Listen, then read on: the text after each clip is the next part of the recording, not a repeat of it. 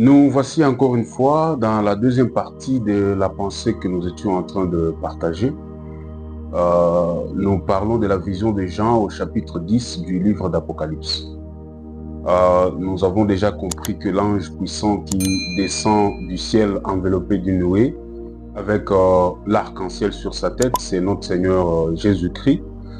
Nous avons expliqué le petit livre ouvert, son pied droit sur la mer et son pied gauche sur la terre.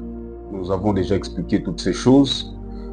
Nous abordons aujourd'hui la deuxième partie de cette pensée et nous commençons à partir du verset 5 du chapitre 10 du livre d'Apocalypse. Là, nous allons lire Apocalypse 10, le verset 5 qui nous dit: « Et l'ange que je voyais debout sur la mer et sur la terre leva sa main droite vers le ciel et jura par celui qui vit au siècle des siècles, qui a créé le ciel et les choses qui y sont, la terre et les choses qui y sont, et la mer et les choses qui y sont, qu'il n'y aurait plus de temps. » Le verset 7, « Mais qu'au jour de la voix du septième ange, quand il sonnerait de la trompette, le mystère des dieux s'accomplirait comme il l'a annoncé à ses serviteurs, les prophètes. » Gloire soit rendue au Seigneur Dieu Tout-Puissant, lui qui nous a encore une fois donné la force pour que nous puissions continuer notre partage.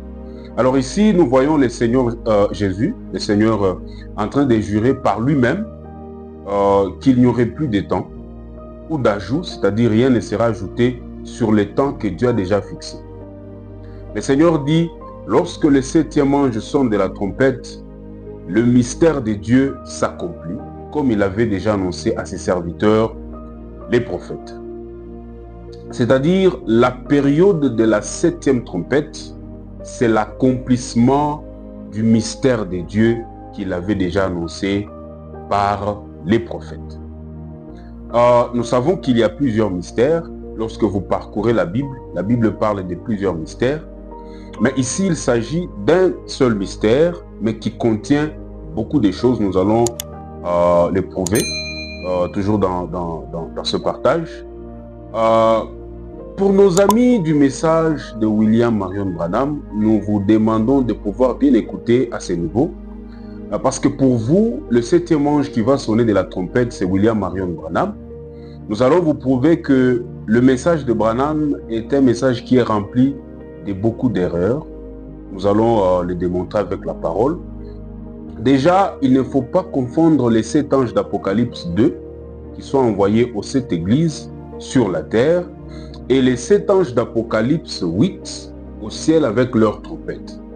Il ne faut pas confondre ces deux groupes d'anges. Nous avons déjà expliqué les 7 églises, c'est quoi et pourquoi les chiffres 7. Nous avons déjà parlé des 7 anges, qui sont-ils et pourquoi ils sont aussi dans le chiffre 7. Consultez nos vidéos, on a déjà parlé de toutes ces choses. Apocalypse 10, le verset 7 parle du 7e ange qui fait partie des anges d'Apocalypse 8 qui sont devant les trônes. Quand il va sonner de la trompette, le mystère de Dieu s'accomplit. Ici, l'ange ne dit pas que le mystère de Dieu sera révélé comme vous le dites souvent. Lorsque cet ange sonne de sa trompette, c'est l'accomplissement du mystère de Dieu et non la révélation du mystère.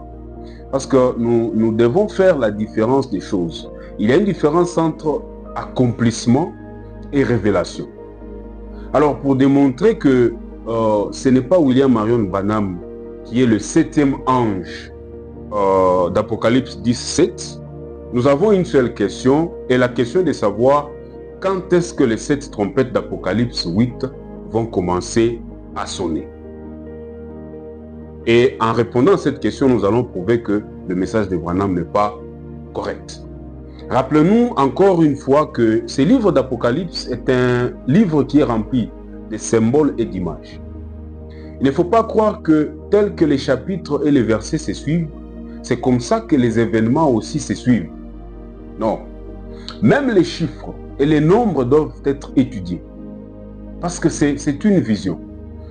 C'est comme par exemple l'étude des 7 sceaux. il ne faut pas toujours mettre en tête que les événements des 7 sceaux vont aller de 1 à 7. Il est par exemple possible que le 7e sceau vienne avant le 6e sceau. Tout est possible parce que c'est une vision, ça demande beaucoup d'études. Alors, nous voulons situer le 7e ange qui va sonner la trompette par rapport au temps de l'Église. Si nous prenons Apocalypse chapitre 8, le verset 1, là il est dit ceci. Quand il ouvrit le 7e sceau, il y eut dans le ciel un silence d'environ une demi-heure. Nous parlerons de ce silence d'une demi-heure, si Dieu le permet. Le verset 2 plutôt. Et je vis les 7 anges qui se tiennent devant Dieu, et 7 trompettes leur furent données. Ici, les 7 anges se tiennent devant Dieu, et 7 trompettes leur furent données. Mais ils n'ont pas encore commencé à sonner ces trompettes. Avant que les anges commencent à sonner leurs trompettes, remarquez bien ceci. Le verset 3 nous dit, et un autre ange vint, et il s'éteint sur l'autel ayant un ascensoir d'or.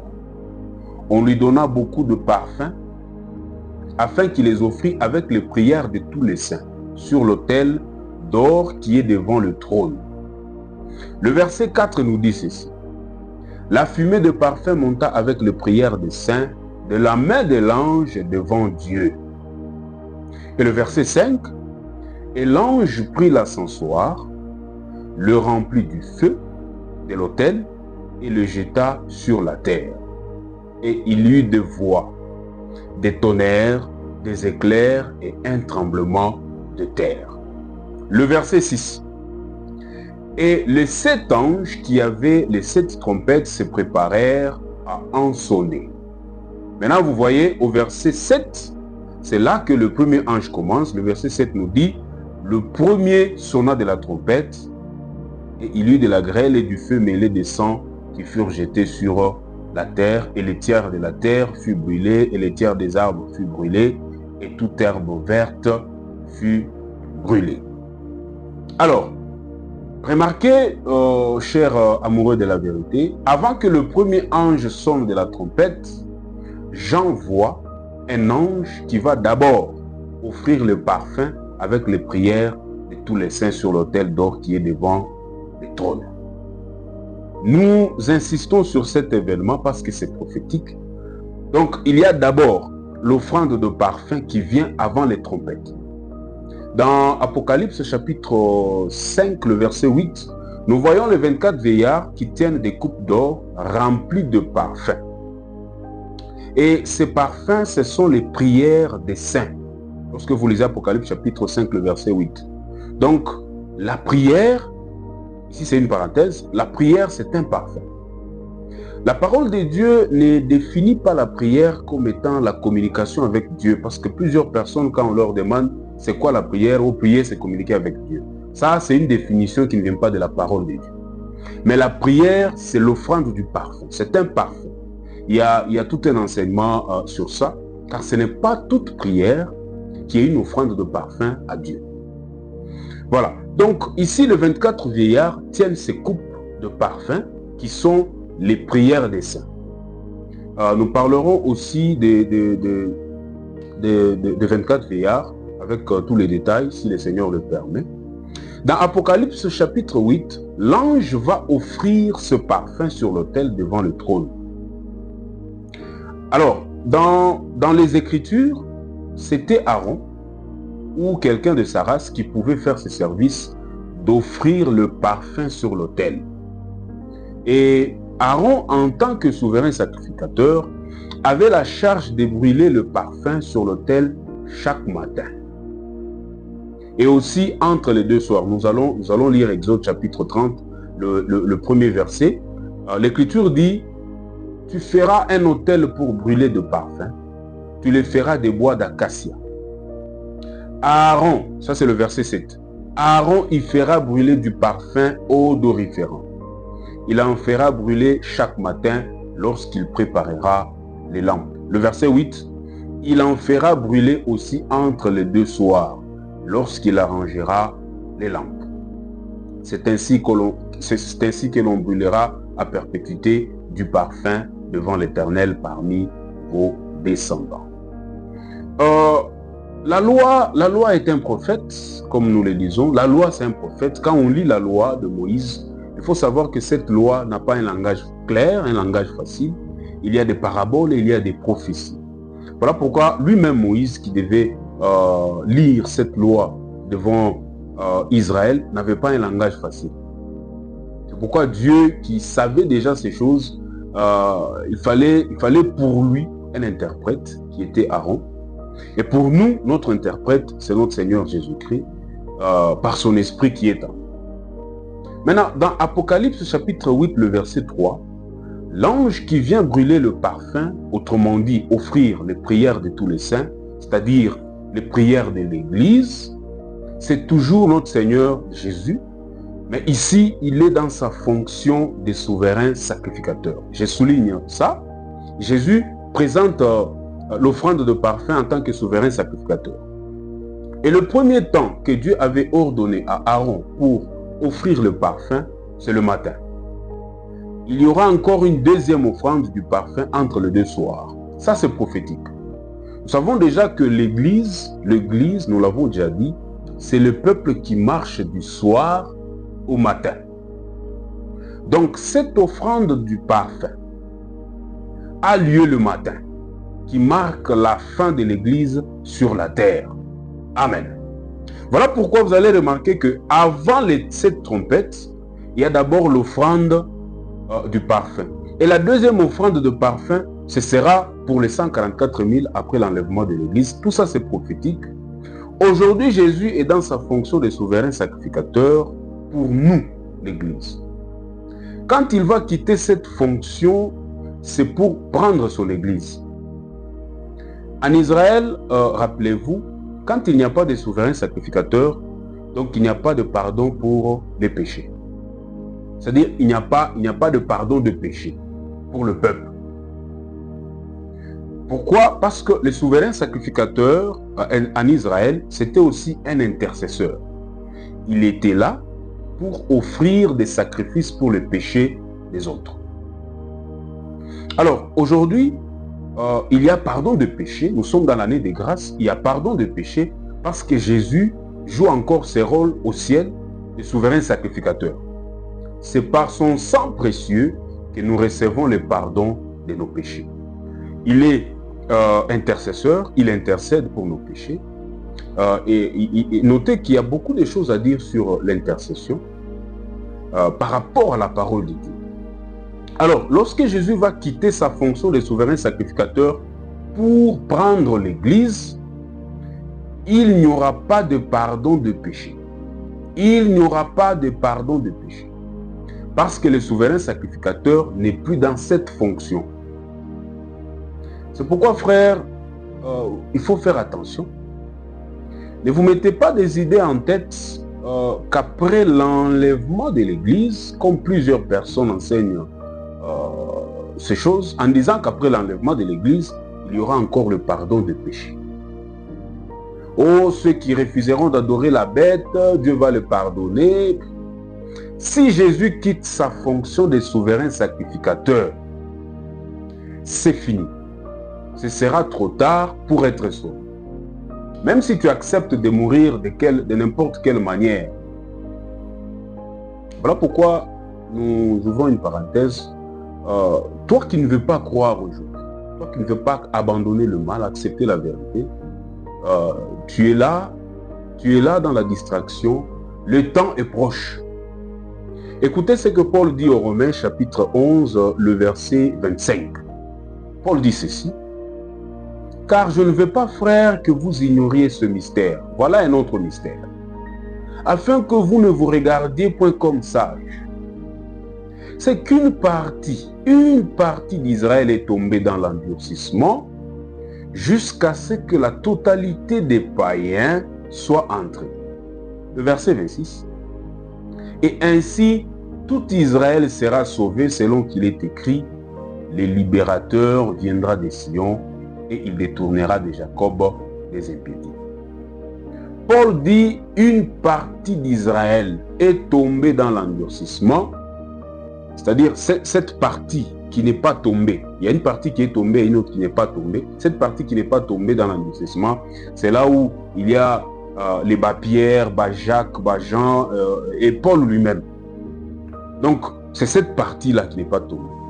Mais la grande partie a refusé de croire au Seigneur Jésus jusqu'à ce que la totalité des païens, il dit bien la totalité des païens, c'est-à-dire des gens des nations, soit entrés. C'est-à-dire, pour les nations, c'est la totalité qui va entrer une seule fois. Il ne s'agit pas d'une partie qui va entrer et une autre qui va rester et entrer après. Non, non, Paul ne dit pas ça. Ensuite, il dit au verset 26, ensuite, tout Israël sera sauvé. C'est-à-dire, c'est Israël qui aura un repêchage et non les nations. C'est le temps de croire, c'est le temps de croire et d'être baptisé sur le véritable enseignement. Car c'est Israël qui aura le temps de repêchage. Les nations n'ont pas de repêchage. Leur temps, le temps que Dieu a déjà accordé pour les nations, c'est l'année de grâce dans laquelle nous sommes aujourd'hui. Selon la parabole des 10 vierges, il y a des gens qui enseignent mal cette parabole. Qui vous a dit que les vierges folles étaient sauvées? Qui a dit qu'après les 5 vierges sages, les 5 folles étaient sauvées? Nous parlerons de ça si Dieu le permet. Donc c'est ça la vérité. Il n'y aura pas de salut après l'enlèvement de l'Église. Donc lorsque l'ange qui est le souverain sacrificateur va terminer d'offrir les parfums, les prières de tous les saints, c'est alors que les trompettes seront sonnées. C'est-à-dire, de la première trompette à la 7e, l'Église n'est pas sur la terre. L'Église est déjà enlevée. Et après l'enlèvement de l'Église, Dieu va susciter pour Israël 2 prophètes, qui sont les 2 ailes du grand aigle, Élie et Moïse, Apocalypse chapitre 11, le verset 3. Ils vont prêcher Israël endurci. La partie qui est endurcie jusqu'à ces jours, et par leur prédication, 144 000 Israélites recevront le sceau de Dieu.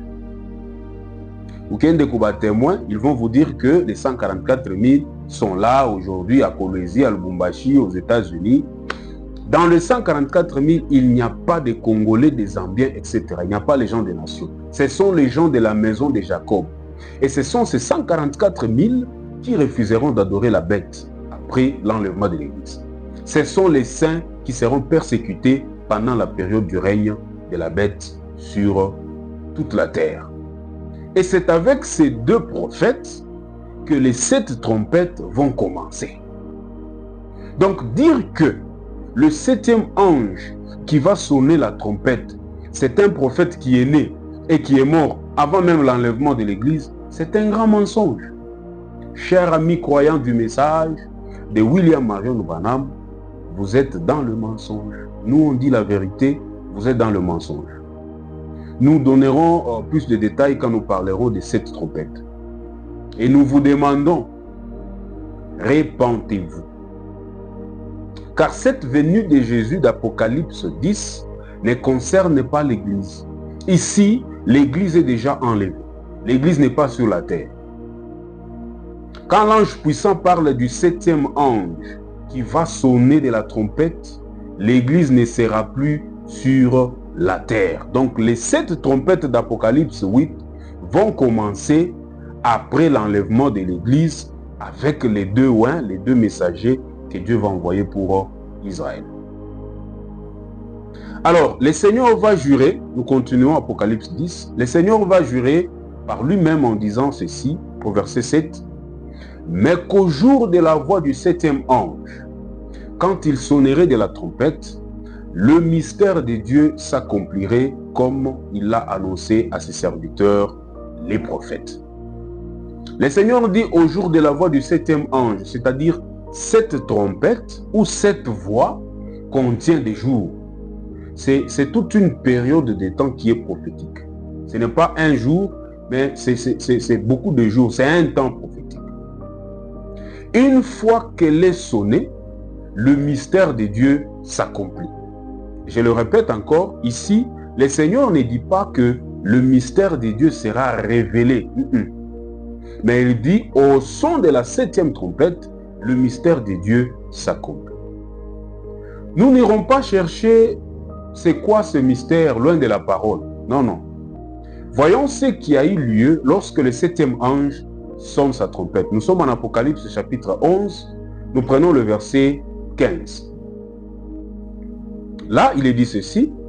Le 7e ange sonna de la trompette et il y eut dans le ciel de fortes voix qui disaient: le royaume du monde est remis à notre Seigneur et à son Christ. Et il régnera au siècle des siècles. Verset 16. Et les 24 vieillards qui étaient assis devant Dieu sur leur trône se prosternèrent sur leur face et ils adorèrent Dieu.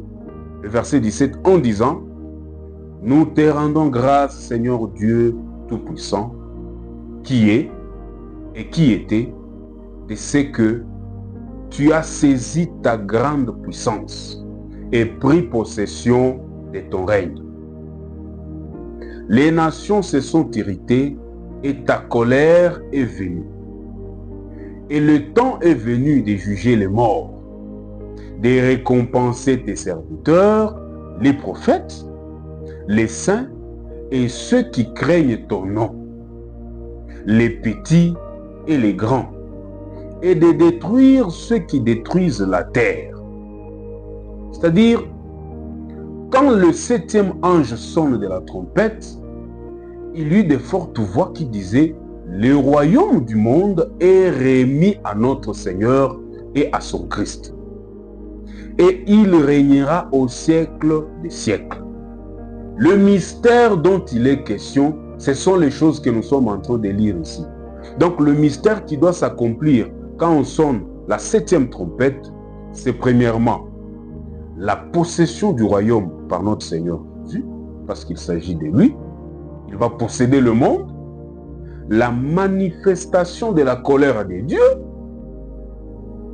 le jugement des morts, la récompense des serviteurs, les prophètes, la récompense des saints et ceux qui craignent le nom de Dieu, et la destruction de ceux qui détruisent la terre. Toutes ces choses, c'est ça le mystère dont l'ange a parlé en Apocalypse chapitre 10.